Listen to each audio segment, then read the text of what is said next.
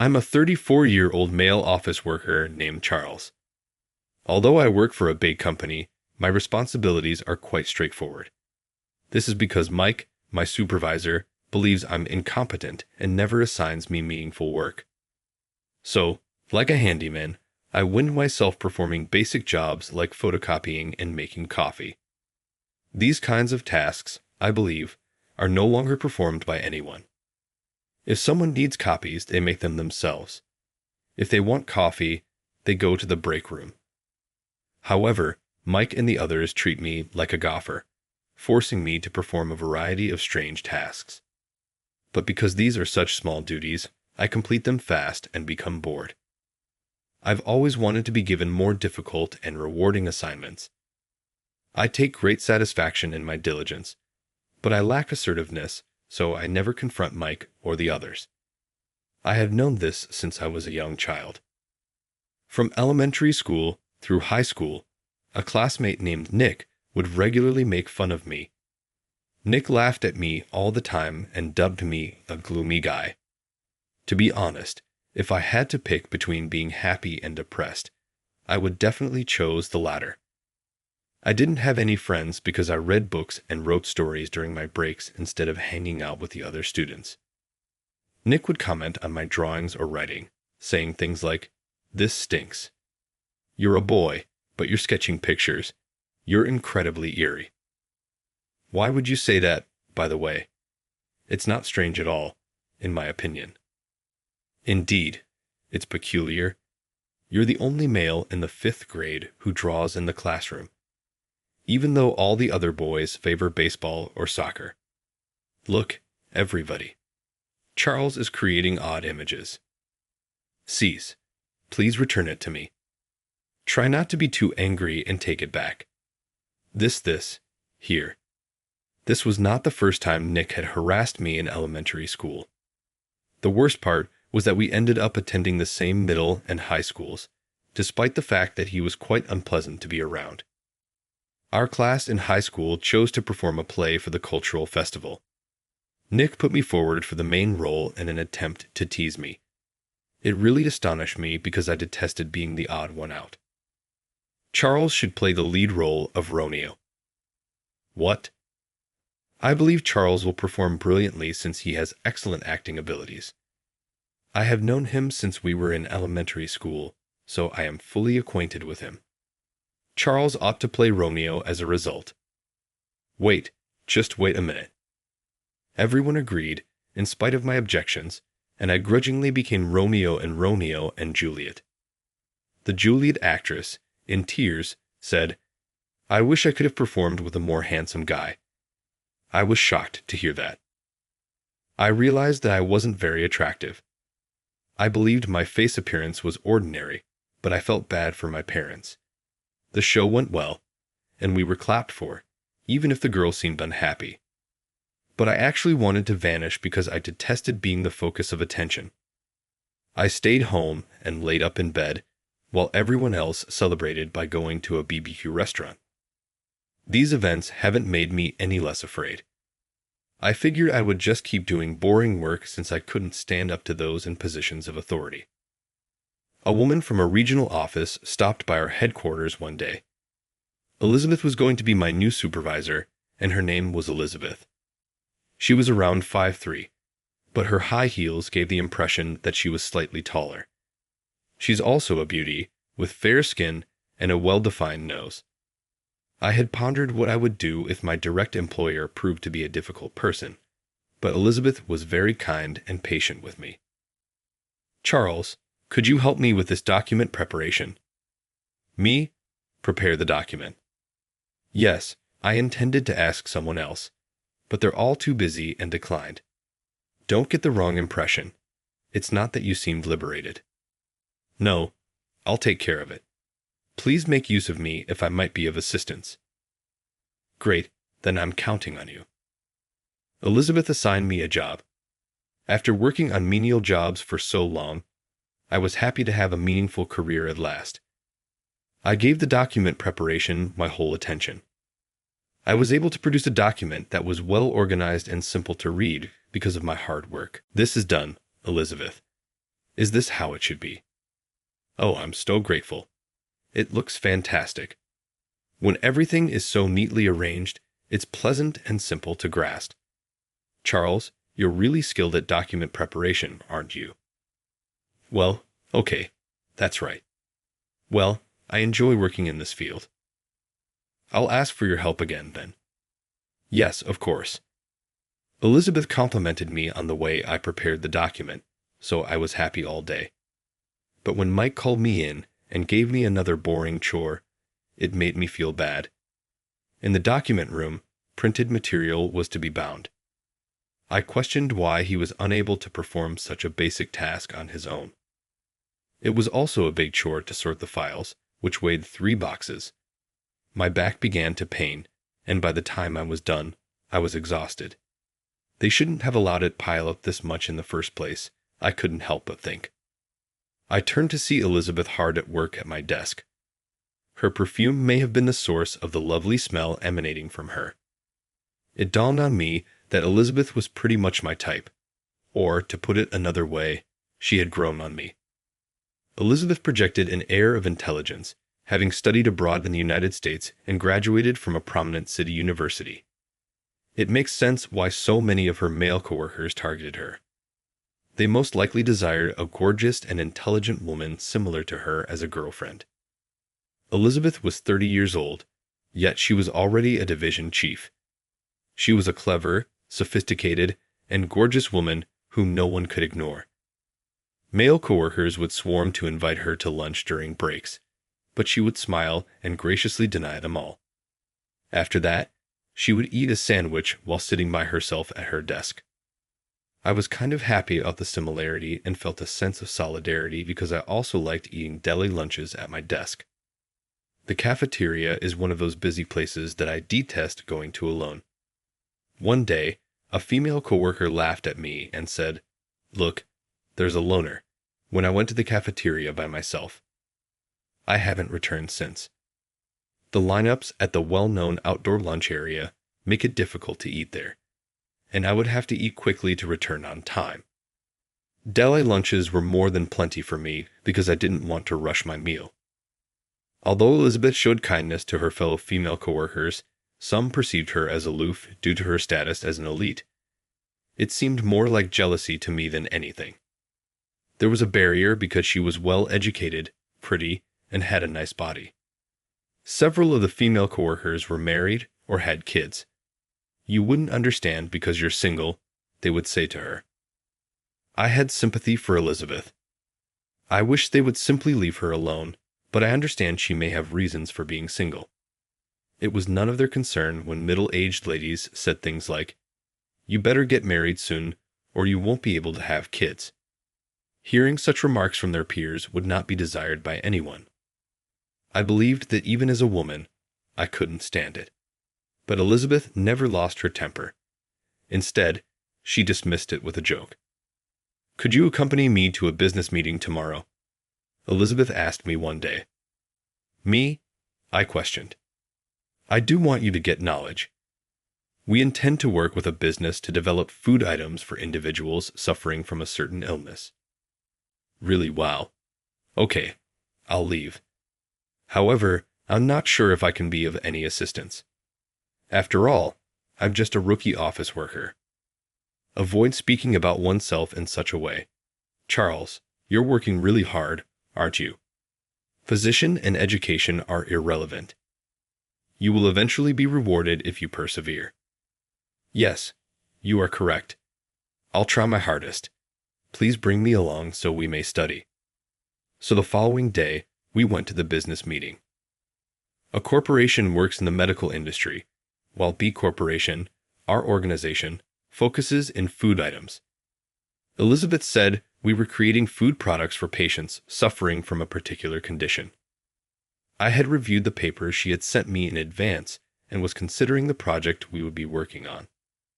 Since the focus of the article was on patients with skin conditions, I gave patients with epidermolysis bullosa some thought. Nutrient-packed cookies. I recommended. Yes, I have heard that these individuals frequently struggle to consume enough nutrients. so I reasoned that nutrient-dense cookies might be helpful.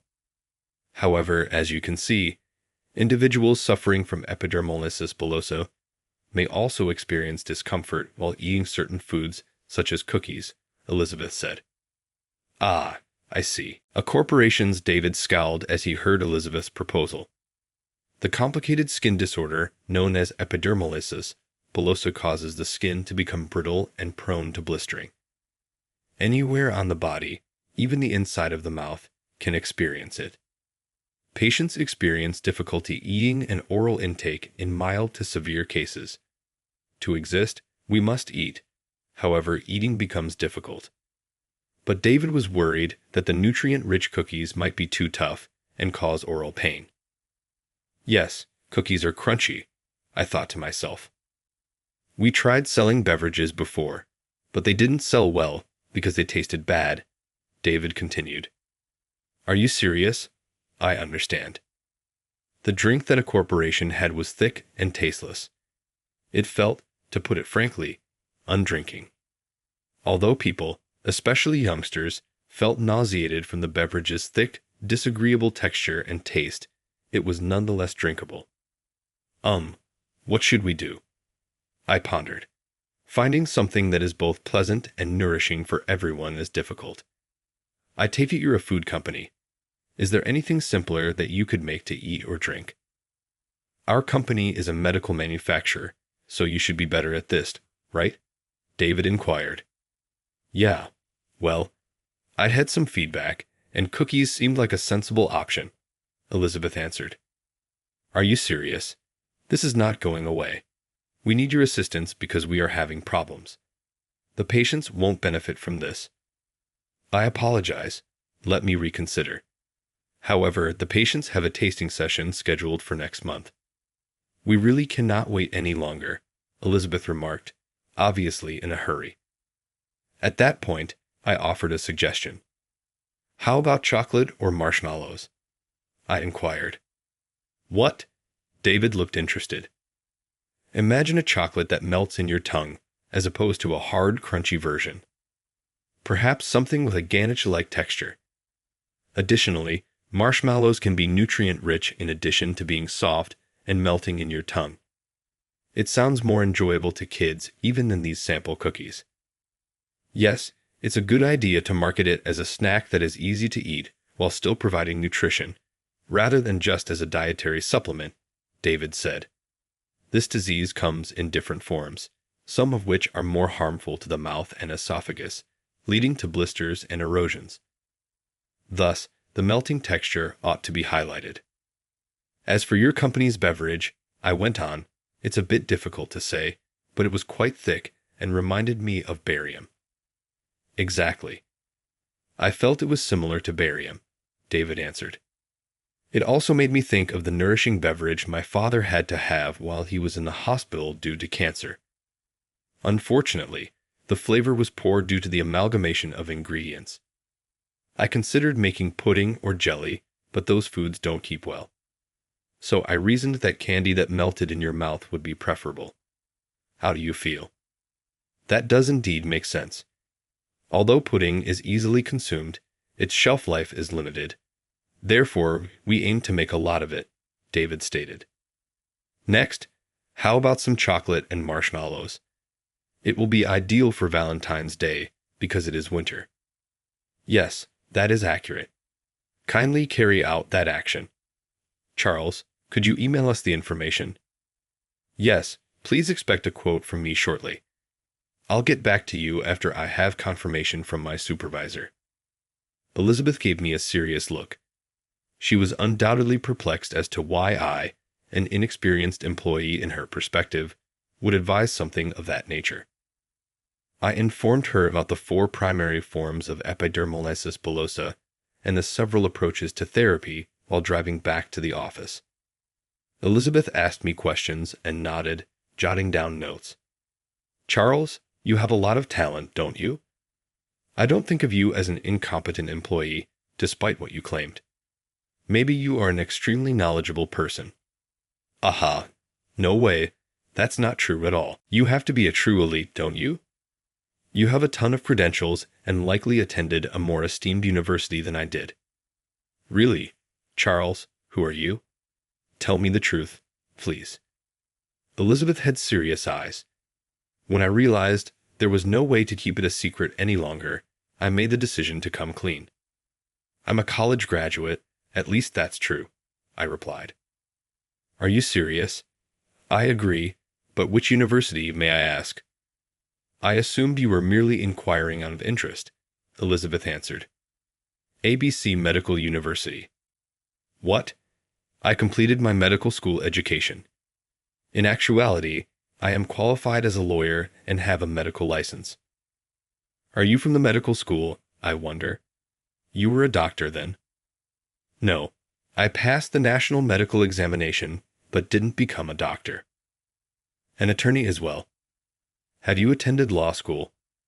It's not conceivable for Charles to have that kind of background. That's the reality, though. Actually, I passed the preliminary exam to become qualified as a lawyer. The path of preliminary examination. Elizabeth expressed shock. I've heard it's more difficult than passing the test after graduating from law school. Why did you claim that you were merely an inept worker? You're a remarkable individual with obscure academic training and qualifications. Well, okay. All I was good at was studying. For that, my peers would constantly make fun of me. I was told it was unsettling, but I also wrote novels and made pictures. You're a brilliant man. Similar like a contemporary Leonardo da Vinci. Incredible, Charles. I appreciate your assistance previously.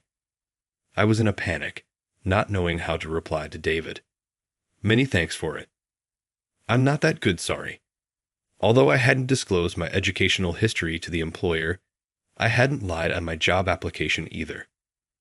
It would be inaccurate to say that. On my resume, I had accurately stated my university. That being said, only HR and upper management at the sizable B Corporation were aware of my credentials and educational background.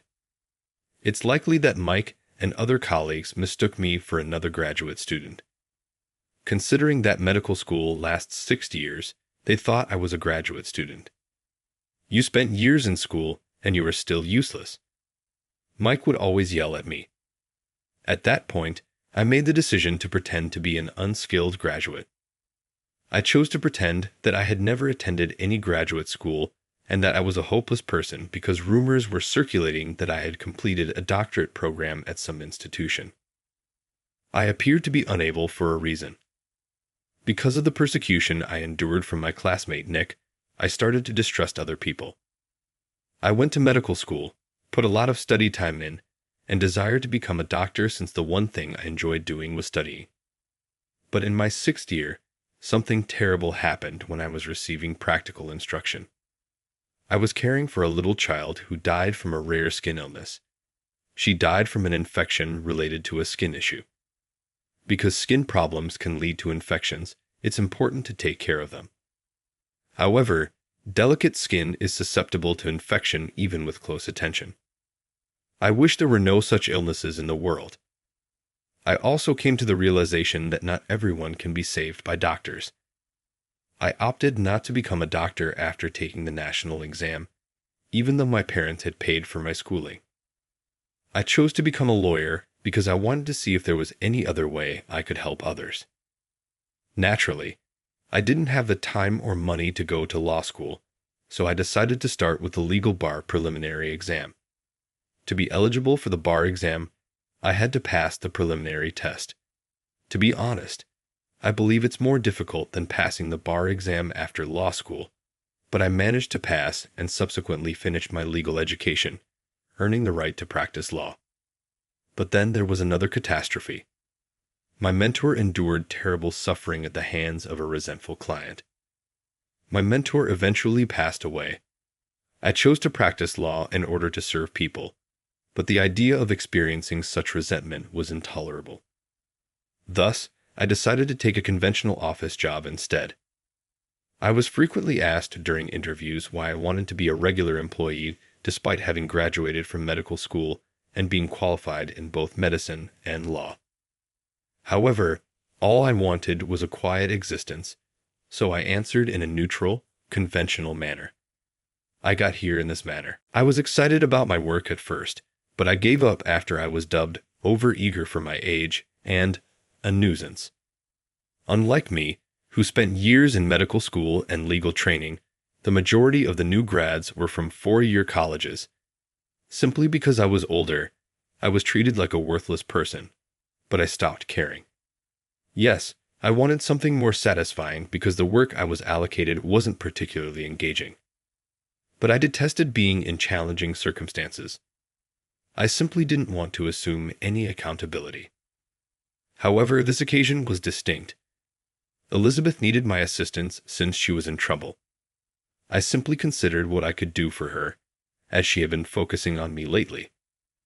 Elizabeth's eyes filled with sorrow when I told her my background. When I realized she was crying for me, I felt a little thrilled. "You're a really nice person, Charles. Maybe you were too nice, which prevented you from pursuing a career in medicine or law. However, I don't think that's a reason for shame. It simply indicates that your heart is pure." "Ah, do you believe that? I see now that I should email David. I'll get to the estimate quickly. May I also get the paperwork ready? In an hour or so, I believe I can finish it." "Are you serious? After only 1 hour? You really are incredible. I'm astonished. It's not really that significant. Okay, I'll let you handle it." I completed the estimate and the corresponding paperwork, attaching it to an email. David's employer contacted early the next morning after I sent it to him. His supervisor wanted to place an order after like my suggestion. The corporation offers nutritional supplements in addition to medical supplies and equipment. They were organizing a collaborative development project that would blend our company's confectionery ingredients with their supplement powder. Our marshmallows and chocolates were cheap, but people liked them because they tasted so good. I requested that the texture be changed by the development team so that the marshmallows and chocolate would melt in your tongue. We wanted to make sure that the taste and texture were not compromised by adding a company's supplement powder. Among other places, they intended to sell it under a private brand in the pharmacies owned by the firm. It was my aim that these items would appeal not only to patients with skin conditions, but also to those who wanted to effortlessly ingest nutrients from sweets. We moved quickly to develop the product after receiving the corporation's request. We produced marshmallows and chocolates with a silky texture that melted gently in the tongue. David had nothing but admiration for them after trying them. "This is amazing. I didn't think chocolate could be so silky. It melts in the tongue instantly, although it's not as soft as ganache. Yes, we made it so it wouldn't melt easily in your hand, yet it melts delightfully in your mouth. I'll try the marshmallow. It melts too. Wow. It dissolves like meringue. Yes, we put some effort into melting and fluffing it. How do you feel?" "It's fantastic. It tastes nothing like a traditional nutritional supplement, and I believe that even children who are ill would like eating it. It's sure to be well liked."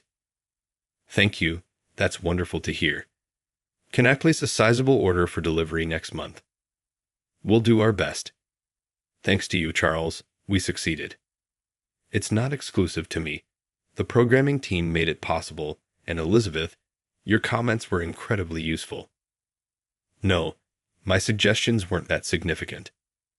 "No, they were very helpful.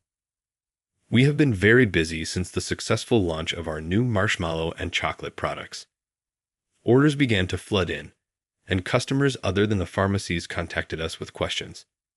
There were so many orders that we had to raise our production capacity. Yes, but we also need to extend our production lines and locate new suppliers for our materials. Is there a good place to do this? Each of us began searching for a factory. At the end of the day, we discovered a big one with the help of a company. As a thank you for our relationship, which had considerably benefited them, they showed us around a factory. As soon as the factory started producing, we were successful in making sizable sales. Both the general public and patients responded well to our products, as evidenced by the enormous number of purchases they made. Of course, We were thanked for making the corporation's tasting event a big success. It made me quite delighted because I had never received gratitude like this before. We succeeded. Charles, you're going to make a ton of money this quarter. Thank you so much for that. Yes, everyone's efforts are what made it possible. Elizabeth, thank you as well. No, I didn't do anything worth being thanked for. Yes, you were rather busy. How about we celebrate by going out for drinks? Our president, Aaron, and the company are both thrilled with the event's success. Is that a problem with me? No, I'll come. My heart was racing because I had never gone out for drinks with a woman by myself. When Elizabeth took me to this chick bar, I was apprehensive. It felt a little bit like an adult's retreat. I was unsure about how to pay for the bill because I had never gone to such a fancy location. Elizabeth ordered multiple rounds, suggesting that she was a heavy drinker. By the time I finished my second glass, my heart was pounding. Drinking like this with someone so amazing is something I never would have imagined, almost like going on a date. I confessed rashly after realizing how much I loved her. I had never made a confession before. Elizabeth, I think I like you. I apologize for stating this so quickly. I told her how I really felt, honestly. It was my first ever confession, and it was an incredible moment. She first appeared shocked, but then she grinned broadly. Are you serious? That's fantastic. Charles, I also like you. What? You were unaware of it? I wanted to be with you, therefore I always ate at my desk. I thought you had some reason for not going to the cafeteria. Making a woman say this, isn't it normal to want to be with someone you like all the time? You like me. Yes, I have enjoyed you from the start. You work diligently and sincerely. Your level of education is irrelevant. I've been observing you the entire time. Is that so? Elizabeth and I strolled home together, both of us blushing. Perhaps because we were inebriated, our hands felt warm. That was the moment I realized how delighted I am. I believe that up until now, my life has been dominated by anxieties. My personality prevented me from ever completely engaging in anything, even if I had a brilliant mind. I discovered that academic proficiency does not equate to social utility. However, I would like to give the firm more now, and I can't do that without Elizabeth. The only person in the group who showed me kindness was she. After that, we spent more time together and introduced each other to our friends. We made a lot of memories by going on drives, dining at wonderful places, and even going to the pool in the summer. We were seeing each other, but we didn't tell anyone about it at work. However, word of it spread over time. Elizabeth had begun interacting with the other female staff members at that point. Some coworkers had despised her because they thought she was too smart, but they later expressed regret to her. We then made the decision to meet each other's family one day. I was made to feel very welcome as a new member of Elizabeth's family. Elizabeth was warmly welcomed by my family as well. With the support of our respective families, our relationship became even closer. We ultimately made the decision to wed. I was worried as hell when I proposed, but when I saw Elizabeth's happiness, I knew it was worth taking a week to pick out the engagement ring. I was astounded by Elizabeth's beauty when I saw her in her attire on the wedding day. I thought I was at my happiest when she grinned and said, "Thank you for everything. I love you." We have enjoyed a happy married life ever since. The best thing that ever happened to me was meeting Elizabeth. I wouldn't be who I am now without her. We committed to helping and motivating one another as we navigated life's obstacles together. We have happy days ahead of us. I'm going to give my wife everything I've got from now on.